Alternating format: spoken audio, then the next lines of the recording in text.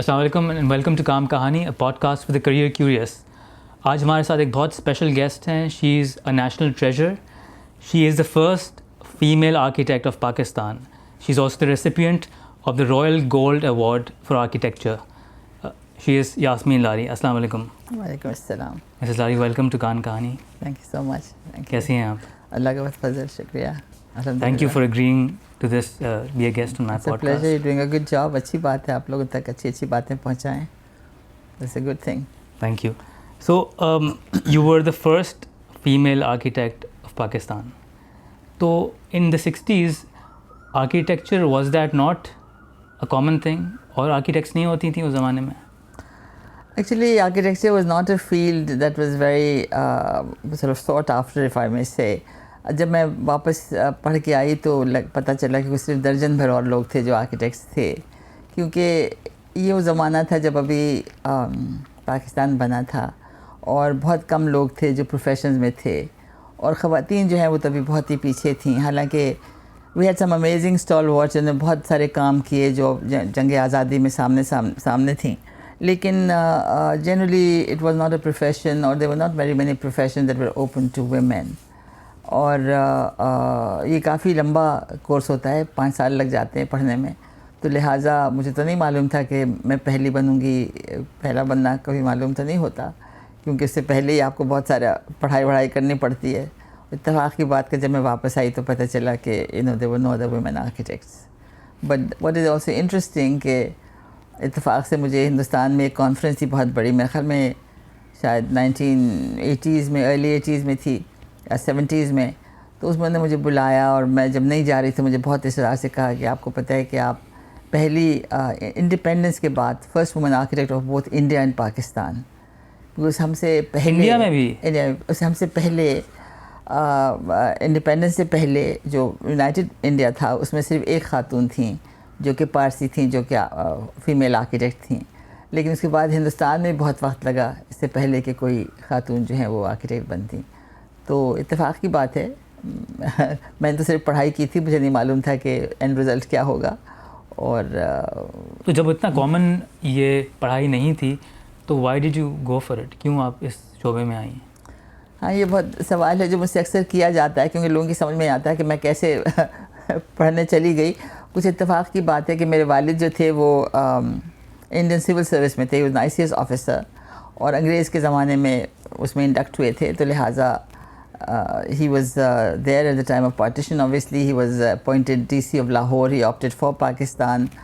اور اس کے بعد وہ بہت ایسی اسائنمنٹس ملی جو بڑی چیلنجنگ تھیں، کیونکہ شروع کا وقت تھا، بہت سارے کام کرنے تھے، ابھی پاکستان نیا وجود میں آیا تھا. تو وہ ان کے جو ذمہ داریاں تھیں اس میں یہ تھا کہ ایک تو لاہور کو نئی اسکیمز وہاں تھیں بہت ساری جو انہوں نے چلائیں، گلبرگ ہے، سمن آباد وغیرہ اس طرح کی. اور پھر ایک ہے تھل ہے، ایک ایریا ہے جو ڈیزرٹ ہے بالکل، وہاں پہ ان کو کام دیا گیا as chairman to be able to develop it. تو وہاں کوئی 5-6 میرے خیال میں نئے شہر بھی بسائے گئے. So I think he used to come home and he would talk about it کہ کیا نیا ملک ہے، اور اب نئی ایک ہمیں ویژن چاہیے، ہمیں ماڈرن ایج میں جانا ہے، ہمیں آرکیٹیکٹس چاہیے، پلانرز چاہیے جو اس کو ڈیولپ کریں گے. تو وہی ایک جذبہ تھا. تو میں اسی میں سوچا کہ ہاں پھر maybe I can do something for my country. That's how I started to study architecture. تو جب آپ کوالیفائڈ ہو کر واپس پاکستان آئیں، مطلب آپ کیا کرنا چاہتی تھیں؟ Did you want to be a commercially successful architect، یا آپ گورنمنٹ کے لیے کام کرنا چاہتی تھیں، یا پاکستان کے لیے important buildings banana? Like did you have a vision? I don't know. جب آپ کو آرکیٹیکچر پڑھایا جاتا ہے تو اس میں آپ کو بتایا جاتا ہے کہ آپ کو سب سے بہترین بلڈنگ ڈیزائن کرنی ہے، آپ کو کمیشن جو بھی کرتا ہے اس کے لیے آپ کو کام کرنا ہے.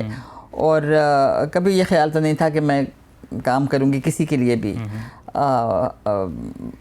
That was never the intention. مگر یہ ضرور تھا کہ ہاں I wanted to become very well known obviously، کیونکہ اگر آپ آرکیٹیکٹ ہیں آپ کو یہی پڑھایا جاتا ہے کہ آپ ایسی بلڈنگز بنائیں جو کبھی کسی نے پہلے نہ بنائی ہوں. تو وہ بھی ایک تھا جذبہ، آف کورس تھا. تو جو بھی، لیکن آپ کے ہاتھ میں تو نہیں ہوتا نا، جو آپ کو کمیشن ملتے ہیں یا کوئی آپ کو بتاتا ہے پھر وہی کام آپ کرتے ہیں. تو بہت سی چیزیں ایسے میں نے شروع میں کی جو میرے خیال میں اچھی تھیں. سوشل ہاؤسنگ کی لاہور میں انگوری باغ کے لیے، لائنز ایریا ری ڈیولپمنٹ کے لیے پورا ورک آؤٹ کیا کہ کیسے جو لوگ جہاں تھے وہیں کچی آبادی کے جو لوگ تھے ان کو کیسے بسایا جائے وہیں پہ جہاں وہ تھے. تو بعض چیزیں ایسی تھیں جو پہلے نہیں ہوئی تھیں اور وہ میں کر پائی.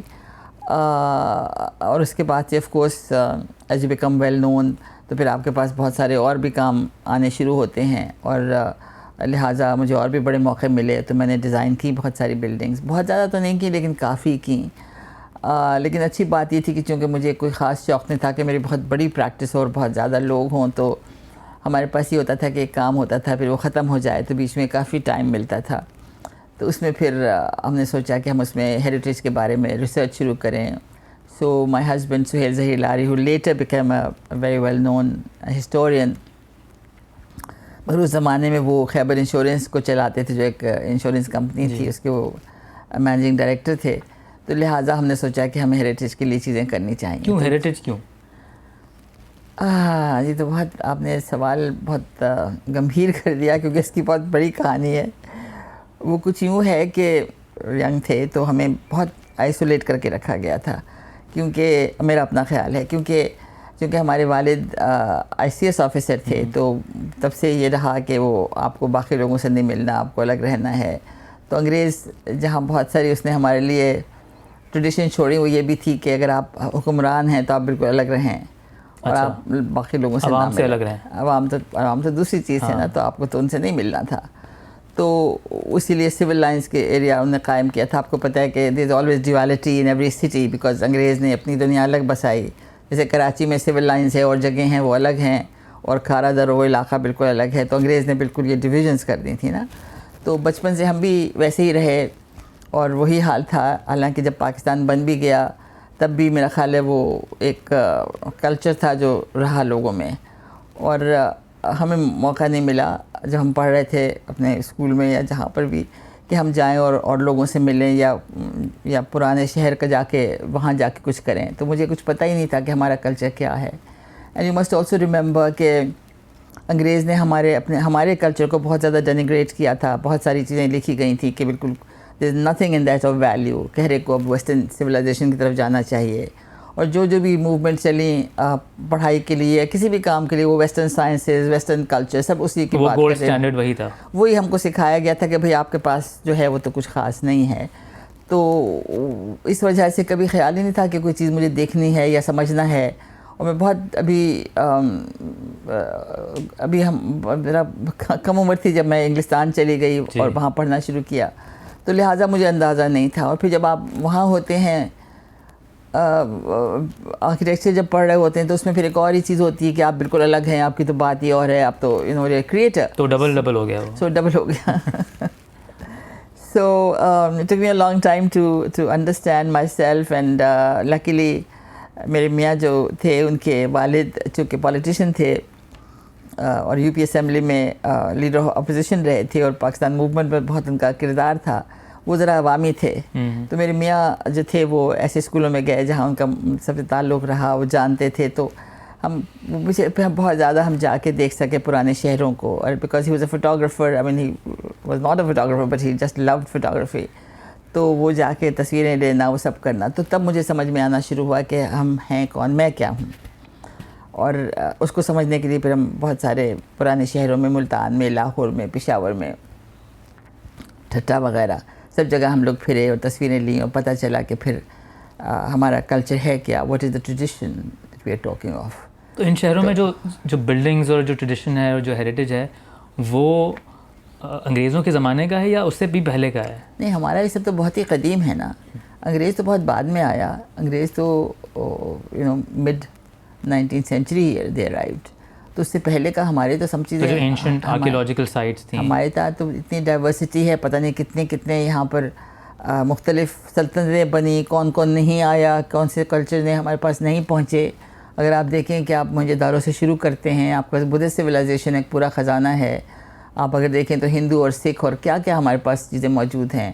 پھر خود اپنا جو ہے سلطنت پیریڈ ہے پورا پری مغل والا, پھر مغل کا خود ہے جو مغل پیریڈ کے آپ کے پاس بڑے بڑے شاندار باغات ہیں, محلات ہیں. سارا تیمورید کلچر جو ہمارے پاس آیا, سینٹرل ایشیا کی چیزیں کیا کیا ہمارے پاس نہیں آئیں. تو پھر انگریز کا اپنا جو وہ چھوڑ گیا. تو it's a very rich and diverse culture that somehow we did not know about and we did not really appreciate it. اور میرا خیال ہے وہ میرے لیے بہت ضروری تھا سمجھنا کہ وہ کیا ہے اور میں کیا ہوں, کیونکہ ورنہ مجھے نہیں پتہ تھا کہ really the reality of myself. So I think it was important to try to see and understand. تو پھر یہ بھی ہوا کہ جب یہ سب تو پھر دیکھا کہ بہت ساری چیزیں ختم ہو رہی ہیں, تو پھر ہم نے سوچا کہ ایسے کریں, پہلے ڈاکیومنٹ کریں, because documentation is one way to understand. So جو اچھی بات تھی وہ یہ تھی کہ چونکہ میرا کام ذرا مجھے بڑی بڑی پروجیکٹ ملے, وہ بیچ میں کافی ٹائم تھا جب کچھ بھی نہیں ہوتا تھا, اور چونکہ مجھے کوئی خاص شوق نہیں تھا کہ میں لوگوں کے لیے گھر بنا کے پیسے ہی کماتی رہوں, لہٰذا وہ ہمارے جو بھی ہماری ٹیم تھی پھر ہم لوگ اس میں کام کرتے تھے کہ ہم جا کے دیکھیں کیا کس گلی کوچے میں کیا چیز ہے. وہی آرکیٹیکچر جو ٹیم تھی وہی we were able to do all that. جی ہاں, تو اسی میں پھر ہم نے پھر ٹھٹھا کی ڈاکیومنٹیشن کی. ہم نے ٹھٹھا شہر جو اتنا خوبصورت, جس میں اتنے زبردست ونڈ کیچرز تھے, جو صرف میری کتاب ہی رہ گئی ہے ایک اس کا جو ایک طرح کی جو ایویڈنس ہے کہ کیا تھا, کیونکہ وہ سب کچھ ختم ہو چکا وہاں. تو سب گرا کے کیا کچھ اتنی خوبصورت عمارت, مٹی اور اس کی بنی ہوئی خاص ایک ٹیکنیک تھی اس کی لکڑی کو انٹرلیس کرنے کی. پھر اس میں جو اتنی خوبصورت اس میں جو کاونگز تھیں, مطلب اٹس این امیزنگ پلیس, وہ سارا ختم اب ہو گیا. اینی وے, تو ہم نے پھر ڈاکیومنٹیشن شروع کی, وہاں کا کیا, مکھلی کا کیا, ادھر پھر کراچی شہر کا شروع کیا, اور پھر بعد میں پھر luckily I was able to push for a law, Sindh cultural preservation act of 1994. وہ پھر اسمبلی نے پاس کیا, اور پھر بہت سی بلڈنگ جو ہم نے ڈاکیومنٹ کی تھیں, تقریباً 600 کراچی شہر کی, ان کو 600 بلڈنگس 600 تھیں. تب 600 تھیں, وہ کیونکہ ہم نے چند سالوں میں کیا تھا تو وہ نوٹیفائی سب ہو گئی تھیں, اس لیے وہ بچ گئیں. لیکن اب تو خیر پھر بدل گیا زمانہ. تو اگر ایک بلڈنگ ہیریٹیج سائٹ ڈکلیئر ہو جاتی ہے تو اس کو کیا پھر پروٹوکول ملتا ہے compare to other buildings? Well, سب سے تو بڑی بات یہ کہ you can't actually demolish it, اور دوسرا یہ کہ اگر آپ اس میں کوئی چینج کریں تو آپ کو ایک اپروول لینا پڑتا ہے, ایک باقاعدہ advisory committee that is formed under the law. مگر افسوس کی بات ہے کہ بہت سے لوگ اس میں وہ ہیں جو جب بنوائی تھی میں نے, اور میں بھی تھی, اور میں تو 3 سال کے بعد ریزائن کر کے نکل آئی, اس لیے کیونکہ میں نے سوچا کہ تو ڈی نوٹیفیکیشن بن گئی ہے, بیکاز اتنے پریشر ہوتے ہیں نا, تو ہر کوئی تیار تھا کہ ٹھیک ہے اس کو ڈی نوٹیفائی کر دیں تاکہ گرا سکیں. لیکن اب تو خیر, اور لوگ ابھی تک بیٹھے ہوئے ہیں, مطلب 1994 سے آپ دیکھ لیں کتنے سال ہو گئے. تو اٹس اے پبلک باڈی, وہاں پہ نئے لوگ آنے چاہیے, ینگ لوگ آنے چاہیے, جو چیزوں کو بچائیں بجائے کہ ان کو تباہ کرنے کو کریں. اب وہ اجازتیں مل رہی ہیں کہ کٹرک مینشن جو 2 منزلہ کی بلڈنگ ہے, وہاں پہ 35 اسٹوری ہائی بلڈنگ جو ہے وہ بنا دی جائے, بن رہی ہے. تو یہ والا کام جو ہے یہ تو ڈائریکٹلی لینڈ مافیا کے کو اپوز کرتا ہے, right, because they want more land, اور آپ کہہ رہے ہیں کہ نہیں اس کو گراؤ. But there are lots of powerful entities. I could name them, but they not be the best thing. I have no problem in saying I think there is just too much about making as much gain as possible from everything that is there, which I don't think is a good trend. میرے خیال میں it doesn't bode so well for our country. اور تباہی اس لیے کیونکہ heritage جو ہے وہ ہمارے لیے نہیں ہے, ہماری جنریشن کا نہیں ہے. we are only custodians and it's really for the next generation. So اگر آپ نے اپنے ہیریٹیج کو ختم کر دیا یا اس کو کمپرومائز کر دیا, اس کی انٹیگریٹی ختم کر دی, تو اس کا مطلب یہ کہ آپ کے شہر کی شناخت ختم ہو گئی. اگر شہر کی شناخت ختم ہو گئی تو پھر جو ینگ لوگ ہیں ان کے لیے کیا چیز رہ جائے گی. تو یہ پیسوں کے گین کے لیے, تھوڑے گینز کے لیے اگر ایسی چیز کی جاتی ہے جس سے کہ قوم کو نقصان ہو, میرے خیال میں اچھی بات. آپ اپنے پیر پہ کلاڑی مار رہے ہیں ایک طرح سے, مطلب آپ پھر آئندہ کی نسلوں کے لیے تو آپ کچھ نہیں چھوڑ رہے ہیں نا. لوگ کس چیز میں پرائڈ لیں گے, کس چیز پہ وہ کہیں گے. So why a case to preserve heritage sites, why preserve them? کیوں کریں جب ہم ان کو گرا کر, فار ایگزامپل ہم ایک 20 اسٹوری آفس بلڈنگ بنا سکتے ہیں جہاں پر لوگوں کو امپلائمنٹ بھی دیں گے, انوویشن بھی ہوگی, وہاں پر ٹیکنالوجی بھی آئے گی وغیرہ وغیرہ. تو وہ اس پرانی بلڈنگ کو ہم کیوں سیو کریں؟ Well, of course, there are many arguments why, اور سب سے بڑی بات یہ والی ہے کہ ابھی آج کے زمانے میں climate change is a big factor. Everybody is trying to say how do we lower the carbon footprint. So there's a whole movement saying we should not demolish any building, let alone heritage buildings. آپ بھول جائیے heritage value کو. اگر اس لیے کیونکہ the moment you start building a new thing, you're adding carbon to the environment. And that we know is so destructive today. Why should you save heritage buildings? Is because they are the ones that give you identity. آپ کیا چیز ہیں, آپ کا شہر کیا ہے, ان سے پتہ چلتا ہے. These are the footmarks of history.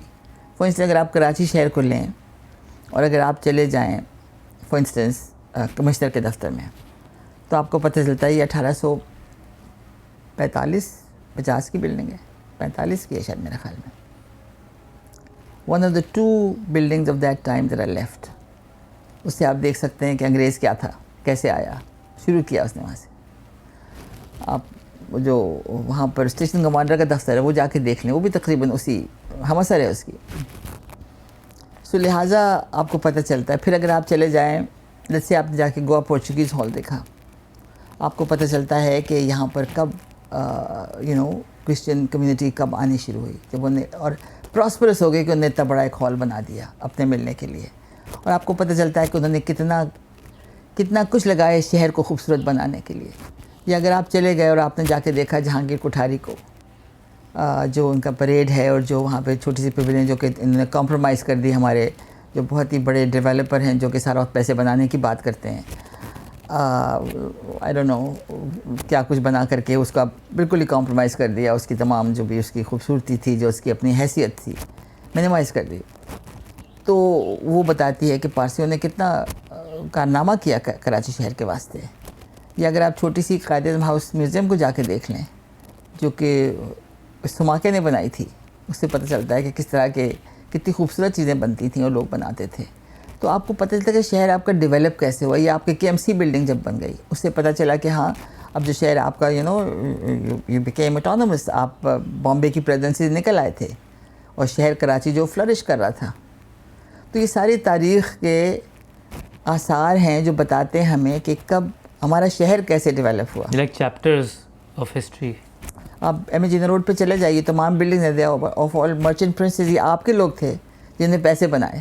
And if you see them you see they all about late 19th early 20th century. But Karachi was a booming city at the time. Suddenly it was actually considered the largest wheat exporter in the world for the empire.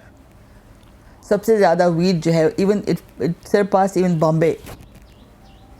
So those buildings are one that is telling you a story کہ bhai that's how your own natives flourished, how they came up. یا اگر آپ چلے جاتے سندھ مدرسہ, آپ کو پتہ چلتا ہے کہ مسلمان 1890s میں جا کے آگے آیا ہے, کیونکہ تب وہ آفٹر جس کو ہم پہلی جنگ آزادی کہتے ہیں, جس میں کہ مسلمانوں کو بھی ہر طرح سے دبایا گیا اس کے بعد سے, اور انگریزوں نے بالکل ان کو موقع نہیں دیا. لیکن پھر سید جیسے لوگ سامنے آئے, اور یہاں پہ جو ہمارے یہ ہیں اس میں سندھ مدرسہ میں, کہ کیسے مسلمان ابھرے ہیں اور کیسے وہ بھی اب سامنے آنے لگے. سو یہ ساری ہماری تاریخ یہاں آپ کو ملتی ہے. اگر آپ اس کو دیکھ لیں جو آپ کا خالدینہ ہال ہے, آفٹر وہاں پہ ہوا تھا نا ٹرائل ان کا, جوہر بردرز کا, تو every thing is written in those buildings. You destroy them and you destroy the whole memory of that period. تو میرا نہیں خیال کہ ہمیں اپنے گین کے واسطے ایسا زیادہ ظلم کرنا چاہیے. میرے خیال میں ظلم ہے. I think it's an injustice because you are depriving future generations of a history that existed that you can take pride in. تو یہ جو پریزرویشن کا کام ہے, کیا یہ کسی پبلشڈ ورکس میں بھی ہو رہا ہے کہیں پر, یا ویڈیوز اس کی ریکارڈ کی جا رہی ہوں, یا پھر کتابوں میں اس کو پرزرو کیا جا رہا ہو, یہ کام بھی چل رہا ہے ساتھ میں؟ میرا نہیں خیال کہ جو چیز ڈسٹروائے ہو رہی ہے وہ کوئی ریکارڈ ہو رہی ہے. آج آپ کی اتنی زیادہ بلڈنگ جو ہیں وہ vulnerable کیا, they are the verge of absolute annihilation. کیونکہ ابھی جو سسٹم ہے وہ یہ ہے کہ جو بھی ہمارے یار لوگ ہیں جو پیسہ کمانا چاہتے ہیں, وہ رات کے وقت میں اندر سے بلڈنگ کو کھوکھلا کر دیتے ہیں, صرف فساد رہ جاتی ہے. Now any structure that is only the periphery and everything is gone, so there's nothing to brace it, تو اس کی وہ تو پھر کولیپس ہی کرے گی نا, اس کو تو سنبھالنے کوئی چیز ہی نہیں ہے. تو جب وہ گرنے لگتی ہے تو پھر وہ کہتے ہیں ہو جی تو بہتوش ہو گئی, اب تو یہ ڈینجرس ہو گئی, اس کو اب گراؤ. تو پھر ایک باقاعدہ پروانہ نکلتا ہے حکومت کی طرف سے کہ ہاں یہ ڈینجرس ہو گئی, اب اس کو گراؤ. تو ولفلی آ کے اس کو گرایا جاتا ہے. اور یا ایک طریقہ یہ ہے تو بالکل گرا کے پھر جو آپ فرما رہے ہیں نا نئی بلڈنگ بنا دو. تو یہ طریقہ واردات یہ ماشاء اللہ it's all very well worked out, وہ ہو جاتا ہے. دوسرا طریقہ یہ ہے کہ آپ نے اندر سے خالی کر دیا, پھر آپ ایک پرچہ لکھتے ہیں ایڈوائزری کمیٹی کے لیے کہ صاحب یہ تو بلڈنگ تو اندر سے جا چکی ہے, اس میں کچھ ہے ہی نہیں, آپ اجازت دیں ہم یہاں پہ اندر ملٹی اسٹوری بنا دیں. وہ جی ایڈوائزری کمیٹی بڑی خوشی سے ان کو اجازت دیتی ہے, وہاں ملٹی اسٹوری بلڈنگ بنا دیں. یہ باہر کا فساد رہتا ہے. ہاں کیونکہ اس میں ہے لاء میں کہ باہر کا فساد رکھو, لیکن یہ نہیں تھا, اس میں یہ بھی تھا کہ آپ کے اس کے اسپیسیز ہیں وہ بھی رکھو, کیونکہ گرین اسپیسیز بھی اس کے ساتھ ہیں. اگر آپ دیکھیں قائد اعظم ہاؤس میوزیم کو جو میں نے 1980 میں ریسٹور کیا تھا, before we even got the law, اور میں نے اسٹیپولیٹ کیا تھا کہ یہاں جو درخت ہیں وہ نہیں کاٹے جائیں گے, جو جگہ ہے ویسے مینٹین کی جائے گی, کوئی ایکسٹرا بلڈنگ وہاں نہیں بنائی جائے گی, کوئی ایکسٹرا اسٹرکچر نہیں بنے گا. اینڈ آئی ہیڈ نو, میرے پاس کوئی اتھارٹی نہیں تھی, کچھ بھی نہیں تھا, بٹ دے فالوڈ دیٹ. وہ بلڈنگ آج بھی وہ جو پورے پراپرٹی ہے وہ ویسی ہے جیسے کہ قائد اعظم کے زمانے میں تھی. صرف میرے خیال ایک درخت جو ہے وہ کسی اس میں گر گیا, کوئی طوفان بہت بڑا آیا تھا. تو یہ تمام spaces these are like oases for us. ابھی اس کے جو اپوزٹ تھا جہاں بواری بن گیا, وہاں پہ وہ نیول چیف کا گھر تھا. وہ کیا مجھے یاد ہے ابھی بھی, کیا زبردست پرالنگ تھا, اتنے خوبصورت درخت تھے وہاں پر, سب چلے گئے نا. آپ کی نئی بلڈنگ بن گئی ہے. Is it an innovation? I don't know. When you started this, activism, or you co-founded the Heritage Foundation, تو اس سے پہلے تو you were a commercial architect. Obviously, جیسے آپ کہہ رہی ہیں, they were with lots of time in between projects. لیکن آپ نے بہت ساری آئیکونک بلڈنگز بھی بنائی, the FTC and the Taj Mahal Hotel and the PSO House and the انگوری Bagh project. تو جو ہر پروجیکٹ ہوتا ہے, like what is your process as an architect, اور واٹ واز یور پروسیس زمانے میں؟ Well, like everybody else, I would be appointed for Anguri Bagh. I was appointed by the government to do a work for this Kachi Abadi, this Abadi that was in a drain, جو بڑی vulnerable تھی. تو پھر میں نے پہلی دفعہ زندگی میں سب سے جا کے بات چیت شروع کی, خواتین سے بات کی. پھر مبشر صاحب اس زمانے میں منسٹر تھے فائنانس کے, who was, as you know, socialist oriented minister. So he called a meeting of there was a whole jalsa in the Shalimar Bagh for the first time, and I was questioned by women and said کہ آپ یہ بنا رہی ہیں, ہماری جو chickens ہیں, where would our chickens go? آپ نے پتہ نہیں کہانی میری پڑھی ہے کہ نہیں, تو بہت ساری جگہ پہ پبلش ہوئی ہے. So I told them کہ اب میں نے جو آپ کے لیے ڈیزائن کیا ہے, اس میں آپ کے پاس ٹیریسز ہیں اوپن ٹو اسکائی, یہیں پہ آپ کے بچے کھیلیں گے, یہیں پہ آپ کی مرغیاں جو ہیں وہ ہوں گی, اور انڈے آپ بچوں کو کھلائیں گی. So that's why my consciousness about what women's needs are started for the people who are really down and out. I mean, جو پاورٹی لیولز ہمارے ملک میں ہیں, اس میں پہلی دفعہ مجھے احساس ہوا, اتنا تو نہیں ہوا جو اب بعد میں ہوا, لیکن تھا صحیح کہ لوگ کس حال میں ہیں, اور عورتوں کی کیا نیڈس ہیں which remain unmet. I mean, this is a phenomenon that you see all the time, کہ جو غریب ہے اس کی جو نیڈس ہیں they are never fulfilled because nobody is bothered about them. So it's unfortunate, but this is the level of injustices that exist in my country. جو پاکستان میں architecture پڑھائی جا رہی ہے آج کل, what is the state of that, اور کس قسم کی, like where are we going with that? You know, I've not been attached to any institution, any education institution. For the first time I was invited to teach at Cambridge as their visiting professor for sustainable design, which I did for a year. Very surprising because I never taught anywhere. I have no knowledge of institutions of this kind, except that I've delivered a lot of lectures and so on, mostly now through Zoom since 2020. But my own understanding is کہ ابھی جو ہو رہا ہے اس میں میرے خیال میں وہی چیزیں چل رہی ہیں جو میرے زمانے میں تھیں, آج سے مطلب آلموسٹ 1 century ago. وہی باتیں پڑھائی جاتی ہیں, وہی طریقہ ہے کہ آپ کو ایز آرکیٹیکٹ کیا کرنا ہے. وہ ہمیشہ oriented towards wealthy people, or the wealthy institutions about corporate sector, which I had done up to the year 2000. So it's the same story everywhere. In other countries, people are becoming more conscious, more mindful, but by and large, architects still wait for commissions, which means کہ جب تک کہ آپ کو کوئی کہے گا نہیں, آپ ڈیزائن نہیں کرتے جب آپ کی طرف سے کوئی فیس دینا ایگری نہ کرے. اس میں کوئی کانسیپٹ نہیں پرو بونو کرنے کا, کوئی کانسیپٹ نہیں ہے کمیونٹی سروس کا. پروفیشن میں ابھی تک وہ چیزیں نہیں آئی, نہ ایکٹیویزم کا. So I feel very much that I think the profession has to change if you want to remain relevant in the next years to come. تو ابھی آپ مینشن کر رہی تھیں کہ the gold medal, the royal gold medal that you received for architecture, اس کی وجہ سے جو آپ کا کنزرویشن کا کام ہے and the houses that you're building, the low cost housing that you're building in Pakistan, that has been recognized. تو ہاں میرے خیال میں I think the whole process in a sense has been legitimized in a sense کہ working for the poor can also be an option for an architect. I think that's the biggest thing that's happened because اب تک یہ تھا کہ شاید میرے دماغ میں کوئی اختلاج ہے, کچھ ہے چکر جو میں یہ کر رہی ہوں, کیونکہ ضرورت تو نہیں ہے کرنے کی نا, غریبوں کے لیے کیا کرنا ہے بھلا. اور ڈیزائن جو ہے وہ امیر کے لیے ہوتا ہے, غریب کو کیا ضرورت ہے ڈیزائن کی, وہ تو جیسا بھی ہو رہے گا. تو لہٰذا یہ بہت بڑی بات ہوئی ہے جن لوگوں نے ڈیسیژن کیا. بلکہ جب انہوں نے مجھے خبر سنائی پریزیڈنٹ جو سائمن آلفورڈ نے, میں نے کہا Simon you going to be in trouble. آپ لوگوں نے کیا ڈیسیژن کیا؟ لوگ کہیں گے, بڑے بڑے آرکیٹیکٹ کہیں گے آپ کس کو دے رہے ہیں. اگر آپ وہاں پہ ان کی وال دیکھیں جو RIBA میں باقاعدہ دیواریں ہیں, بلکہ ایک تو بہت بڑی ہے اور پھر ایک اور ہے جو اس میں بھی کافی ساری لائنیں آ گئی ہیں, اور وہاں بڑے بڑے نام ہیں. میرا اب آخری نام ہے, لیکن باقی تو بہت بڑے بڑے نام ہیں نا جنہوں نے بڑی بڑی عمارتیں بنائی ہیں اور بڑے آئیکونک اسٹرکچرز بنائے ہیں.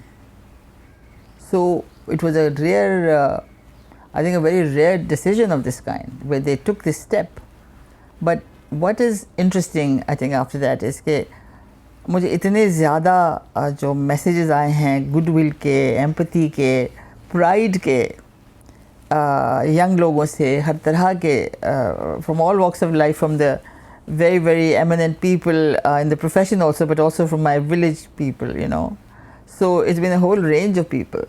But that also means now for me, because the Royal Gold Medal really does a few very interesting things. One is that ایک تو خیر آپ کا نام لوگوں کو پتہ چل جاتا ہے, دوسرا یہ کہ آپ کو بہت سارے کمیشنز ملنے شروع ہو جاتے ہیں. تو بھی کہ ہاں you know my building is being designed by the Royal Gold Medalists. تو میرے ساتھ مسئلہ ہے کہ نہ تو مجھے ان سے کوئی پیسے چاہیے, نہ مجھے ان سے کوئی کمیشن چاہیے, نہ مجھے کوئی نام کی کوئی خاص ضرورت ہے, اللہ کا فضل ہے. تو پھر میں کیا کروں اس کے ساتھ؟ تو اس کے ساتھ میرا خیال یہ ہے کہ اب مجھے ذمہ داری اور ہے. اور ذمہ داری اب یہ ہے کہ جو بہت سارے ینگ لوگ ہیں جو ریلیٹ کرتے ہیں میرے کام سے, جو کرنا چاہتے ہیں. It's amazing, almost all over the world these young people expressing to me saying we want to do this work but how do we do it. مطلب they can do pro bono work, why should they do pro bono work. اور ان کو نہ تو train کیا جاتا ہے کہ وہ کیسے ہیومینیٹیرین اس میں کام کریں, نہ انوائرمنٹل فیکٹرز کو کوئی خاص امپورٹنس دی جاتی, سوائے کہ ہاں ایک دو کورسز کر لیے بس کافی. تو اب میرا جو کام ہے وہ یہ ہے کہ how do I open up the profession for these divergent pathways now which are not the usual ones. That's a big responsibility. So I am trying and I am hoping that I may be able to find some way with universities. And میں کہہ رہی ہوں سب سے, institutions ہیں, RIBA, CAA, UIA. I was invited to give a keynote just recently at big UIA Congress in Copenhagen. And I'm saying to everybody, please join hands together, universities and corporate sector as well as the institutions, and see that you create something like architecture incubators. That's something like a tech incubator, جہاں پہ tech industry اپنے جو young لوگ ہیں generations کو nurture کرتے ہیں نا باقاعدہ. بالکل.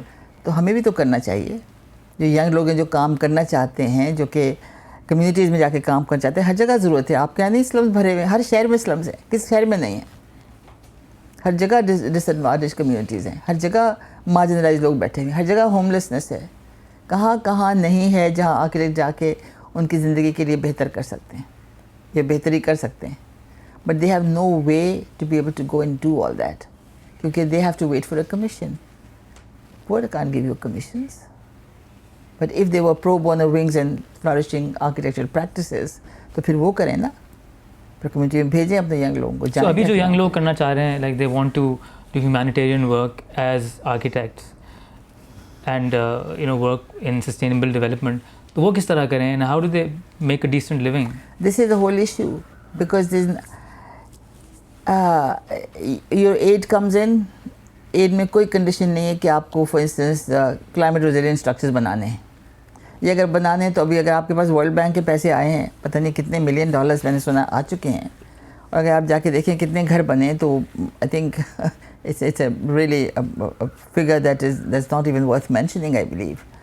So, and what are they building with it? They're building it in burn brick or in blocks, cement blocks. ایک طرف ہم کہتے ہیں ہمیں کاپ جو بھی ہیں 16 کو ہمیں فالو کرنا ہے, 26, 28 سب یہی کہتے ہیں نا 1.5 ڈگری سیلسیس سے اب زیادہ ٹیمپریچر رائز نہیں ہونا چاہیے. all of us have to work towards it. تو بھائی آپ کیوں بنا رہے ہیں ہائی کاربن بلڈنگس, جب I have proved, and there are many people who have done this work, which is to do with sustainable materials, where you actually, my work is zero carbon. I don't use anything at all that will create any carbon footprint. تو وہ تو نہیں کر رہے ہیں نا. تو اب اگر آرکیٹیکٹس کو امپلوائے کریں جو ڈیزائن کریں اور ان کو گائیڈ لائن, تو کیوں نہیں آپ کے پاس اچھی چیزیں بنیں گی؟ ابھی خدا نہ کہاں سے بن کے آ رہے ہیں ڈیزائن, خدا نہ کون کر رہا ہے. So these cottages of yours which are low income, No, the rich people can also live in them. There's nothing to stop them if they want to. so they're low cost housing. It's low cost housing. It's affordable housing, yes. Is there anyone being trained on how to build these? You should go into my flood area. You will meet hundreds of these people who've been trained now. They are going ahead and building. They are building in bamboo. They are building in earth bricks. آپ جا کے دیکھیں تو صحیح, آپ جا کے دیکھیں کتنے لوگ ہیں جو کر رہے ہیں. اور وہ اپنے لیے بنا رہے ہیں, اپنے گھر بنا رہے ہیں, اپنے لیے بنا رہے ہیں, اب جیسے لوگوں کے لیے بنا رہے ہیں. یہ وہی لوگ ہیں جو ابھی اس حال سے گزرے ہیں, وہی ٹرین ہو گئے ہیں, وہی سب کو مل کے کر رہے ہیں. There is a kind of I call it the humanistic humanitarianism, which is different from this other one which I call the international colonial charity model, which we don't need. We don't need charity. We need to build up capacities of people and they will do it. مطلب ہم نے کیوں لوگوں کو معذور بنا کے رکھ دیا جب وہ کرنا چاہتے ہیں کر سکتے ہیں. مطلب اتنے لاکھوں لوگ بے گھر پڑے ہوئے ہیں, مطلب کچھ ہے ہی نہیں, ان کے سر پہ کچھ نہیں ہے, بے سر و سامانی ہے ٹوٹلی. باوجود اس کے کہ چیریٹی اتنی ساری آ چکی ہے اور ایڈ اتنی ساری چیریٹی آ نہ چکی آتی ہے نا تو بہتر تھا ہمارے لیے. ہم کیوں نہیں لوگوں کی کیپیسٹی کر رہے ہیں, کیوں نہیں لوگ جا کے ان کو ٹرین کر رہے ہیں. ہم کیوں کہہ رہے ہیں تم سب کو ہم بھکاری کیوں بنا رہے ہیں, خود بھی بھکاری بنتے ہیں, کیا ضرورت ہے. My zero donor model is the best one that's going on now. We have touched now 90,000 families within 4 months. And at least 65% have become food sufficient. They've begun to build their own toilets. They've also started working their own homes. Just wait for another 5-6 months and you'll see so many of them. آپ دیکھیے کتنے ہزاروں کے تعداد میں لوگوں کے پاس چیزیں ہو جائیں گی خود سے خود. And zero donor model, obviously. No money being taken from anybody, no money being given. So it's independent of the government, independent of foreign donors, independent everybody, you, yourself, myself. And all you have to do is you have to have the right material, which is all indigenous material. You have to have the right training and capacity building for people. And these are the training and I don't even call it, it's knowledge sharing. It's like it's not the program that you call trainers, کیا کہتے ہیں, train the trainers. Train the trainer, یہ وہ بھی نہیں ہے. It's peer to peer sharing of knowledge. It's the same people who've gone through the same thing, now they are trained to go and impart that to others.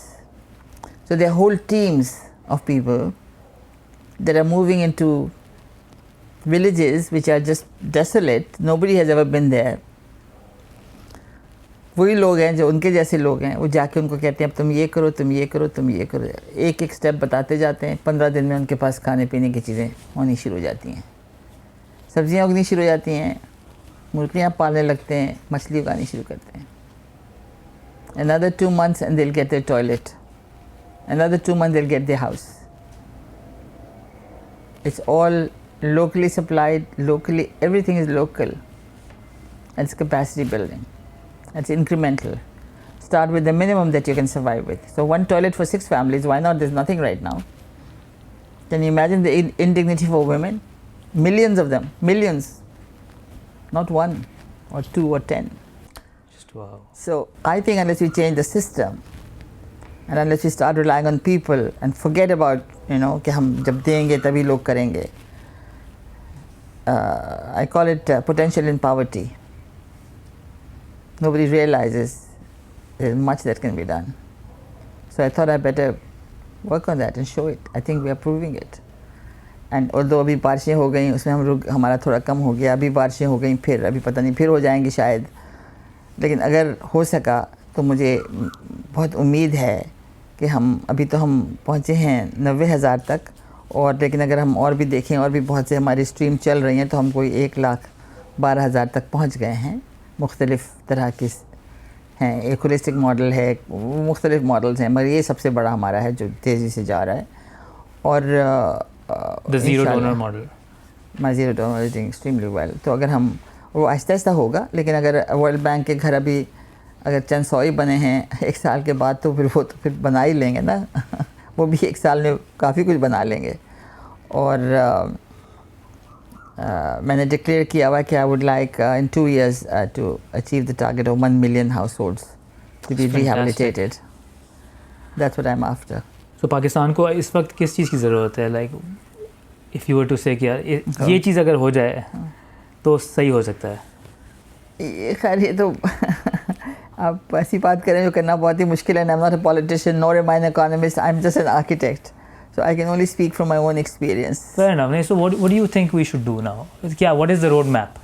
Well, for me, I think if I can continue and if I can honor my commitment of at least 1 million in 2 years, I think everything will be on the autopilot. In that way, وہ میرا خیال ہے خود ہر کوئی جو وہ چلتا چلا جائے گا انشاءاللہ. But urban areas are another ball game. اور میرے خیال میں I want to start here now, اس لیے کیونکہ ہیریٹیج کا بڑا برا حال ہو گیا ہے, شہر کا بڑا برا حال ہو گیا ہے. اور 30 کو ہم ایک کر رہے ہیں, وہاں ایک ایونٹ کر رہے ہیں میری راہ گزر پہ, جو اسٹریٹ ہم نے بنائی which an eco street in Karachi which is doesn't get flooded, no heat, no urban heat islands, air is clean, fresh, trees are growing like 2 سال میں 20 فٹ لمبے ہو گئے ہیں. ایکویفر ویلز ہیں اس کے اندر, سارا پانی آس پاس کا بھی اس میں جذب ہو جاتا ہے. پورس پیومنٹس وہاں پر ہیں. سو اینڈ دین سب سے بڑی بات وہاں یہ ہے کہ وہاں پہ ایک سینس آف اونرشپ ڈیولپ ہو گئی ہے. میرا خیال ہے, مجھے اور تو شہروں کا نہیں کہہ سکتی, مگر کراچی شہر میں we need a sense of ownership, but it can only develop in segments. So اب میں اس روز اب سارے ہم لوگ دوست جمع ہو رہے ہیں اور میں کہنے جا رہی ہوں کہ بھائی let's create now movement for eco streets. ہر کوئی اپنی گلی سنبھالنا شروع کرے. اور Heritage Foundation is ready to provide pro bono design services. ہم بتا سکتے ہیں کیسے کریں. I don't believe in raising funds, so I'm not talking of funds, I'm talking of expertise. اور ہر کوئی اس شہر میں اتنے لوگ ہیں جو کتنا کچھ جانتے ہیں. if everybody starts sharing کہ آپ کو پودے کیسے اگانے ہیں, لوگ خود اگائیں گے, اگاتے ہیں. آپ کو سبزیاں کیسے اگانی ہیں, why can't we become food sufficient as a city. یہ جو ہماری گلیاں جس میں کچھ نہیں ہو رہا, خاک اڑ رہی ہے, گاربیج جمع ہو رہا ہے, وہاں کیوں نہیں کر سکتے.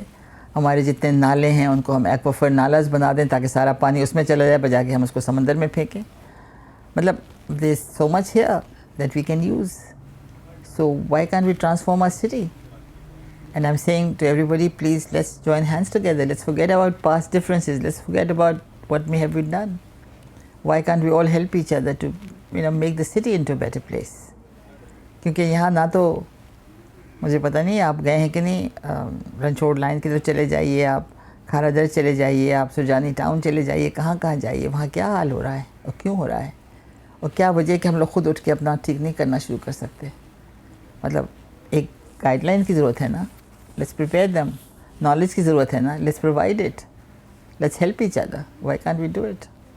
Y do we need to ask anybody from outside. When you say something like this, آپ کو لگتا ہے کہ it sounds great, it sounds wonderful. آپ کو لگتا ہے کبھی کبھار it becomes too idealistic and sometimes اگر لوگ اس راہ پر چلے جائیں یا کرنا شروع کر دیں تو ان کو disappointments فیس ہوں گی when they when that idealism meets reality اور وہ ان کو لگے یہ تو ہو ہی نہیں سکتا, یہ تو میں نے خواب دیکھا تھا, مجھے لگ رہا ہے کہ مجھے لگتا تھا کہ ہو سکتا ہے, بٹ اب تو یہ گورنمنٹ آ گئی ہے, یہ بدماش لوگ آ گئے ہیں, یہ لینڈ مافیا آ گئی ہے, تو ایٹ سم پوائنٹ وہ ڈسیلوژن نہیں ہو جاتے ہیں؟ ہاں ہوں گے ضرور, ہونا ہوگا, obvious سی بات ہے, لیکن point I think for me, if I have a dream, I have to follow it. And if there are difficulties, of course there will be difficulties. I mean, nothing is easy. Question is, how do you want to live your life? Is it to accept everything that is going wrong? Or if you know something is going wrong, why can't you fight it? مطلب ضروری ہے کہ ساری انجسٹسز ہم سہتے ہی چلے جائیں؟ کوئی تو طریقہ ہے نا, کہیں تو ہم کر سکتے ہیں, تو جہاں موقع ملے وہیں کریں. آئی ایم ناٹ سیئنگ کہ پوری دنیا کو بدل دیں گے, لیکن اگر سیگمنٹ سے بدلنا شروع کر دیں تب بھی بہت ہو جائے گا. ہر کوئی چھوٹا چھوٹا اپنا کرتے, کوئی ضرورت نہیں بہت بڑا کام کرنے کی. I'm not an Edhi, I'm not I mean اس طرح کے تو نہیں ہے نا ہم, تو ہم اپنی جگہ پہ کر سکتے ہیں, تھوڑا تھوڑا کرتے جائیں, کوئی بات نہیں, وہ بھی اس سے بھی فائدہ ہوگا میرا خیال ہے. اور ڈسپوائنٹمنٹ سے تو کبھی نہیں ہونا چاہیے, مطلب وہ تو ہوتا ہی ہے. Why should you be deterred by that? I don't know. And so this is part of the mandate of Karwan Pakistan also. Karwan Pakistan we are trying to see کہ ہم پھر سے لوگوں کو جمع کریں, تو انشاءاللہ 30th کو ہم کرنے جا رہے ہیں یہی بات کہ کیروان Pakistan was started to develop a sense of ownership through heritage and it was successful by and large. ہم نے کافی آگاہی پیدا کی, بہت سے بچے اس زمانے میں ہمارے ساتھ ہوتے تھے, بہت سے لوگ تھے, ہم نے پہلی دفعہ لوگوں کو پتہ چلا کہ ہاں کراچی میں بھی کوئی ایک عظیم خزانہ ہے اپنے آثار کا, تو میرے خیال ہے وہ اپنے مقصد وہ ہوا. ابھی میرے خیال میں مسائل اور زیادہ گمبھیر ہو گئے ہیں, تو اب ہمیں اور کچھ کرنا ہے جس سے کہ ہم I mean this is another way of developing a sense of ownership for the city, that you start taking pride in what you have and how you can help to make it better, because nobody else will come and do it for you. It's got to be done by us, but for this we have to join hands together. That means that people who know and have knowledge must share. کہ میرا خیال ہے جو سب سے بڑا سانحہ ہمارے ملک میں ہے وہ یہ ہے کہ ہم اتنے زیادہ لوگ اتنے نالجبل ہیں, but there is no sharing of knowledge. ہم نہیں ایک دوسرے کو بتاتے, ہم نہیں سکھاتے. تو اگر کوئی طریقہ ہو, لوگ انتظار کرتے ہیں, یہ نہیں کہ وہ کرنا نہیں چاہتے ہیں, there is no platforms, there is no possibilities. I think the only thing to do is to create that platform where you can share, where you know that if you go and say something, it can have an impact. If somehow we could create that, I think I see that things will become different. Ms. Yasmeen Ali, thank you so much. It was such a pleasure and honor to have you on Kaam Kahani. Thank you so much. And really good luck for your 1 million housing in 2 years project. Thank you, yes, thank you. And I'm sure that it will come to fruition and you'll be able to achieve. Inshallah. Inshallah. Thank you so much. And thank you for watching Kaam Kahani. Till next time, see you with another Kaam Kahani. Khuda Hafiz.